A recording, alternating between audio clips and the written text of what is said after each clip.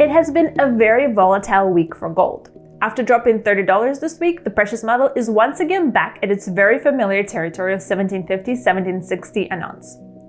Soaring U.S. Treasury yields and a higher U.S. dollar were the main narratives for gold.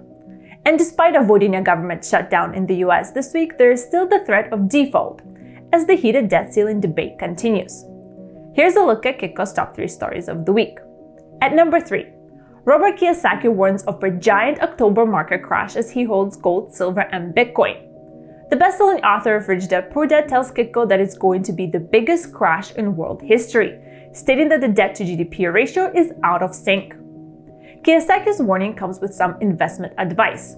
Hold on to your gold, silver, and Bitcoin positions and use cash to bargain hunt. At number 2, the Yellen Powell duo gave mixed signals to the gold market in their 2-day testimonies this week. During the first day of testimony, U.S. Treasury Secretary Janet Yellen controlled the market's reaction as she warned that failure to raise the debt ceiling would trigger a financial crisis. America would default for the first time in history. The full faith and credit of the United States would be impaired, and our country would likely face a financial crisis and economic recession as a result.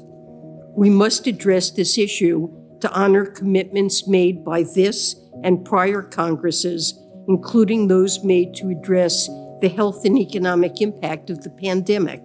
Yellen also said that it would undermine confidence in the dollar as a reserve currency.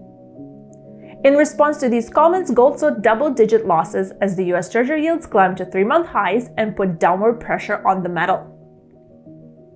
And coming in at number 1, gold's 180-degree flip as Federal Reserve Chair Jerome Powell testified on Thursday that the U.S. is still far from full employment. The dovish comment pushed gold $40 higher as the U.S. dollar index also hit daily lows. At the same time, Powell was grilled on inflation, with the Fed chair sounding unsure about when the price pressures could abate. He stated, "We do think that inflation will remain elevated until supply bottlenecks are resolved, but exactly when that will happen is not possible to say." And with the looming energy crisis stirring up inflation fears, many U.S. lawmakers are no longer sure that the price pressures are as transitory as the Fed says. On crypto, Powell clarified his earlier statement from July, saying that the Fed has no intention to ban cryptocurrencies. That's a look at our top 3 stories of the week. Thanks for watching. Don't forget to subscribe, and for more headlines, check out Kitco.com.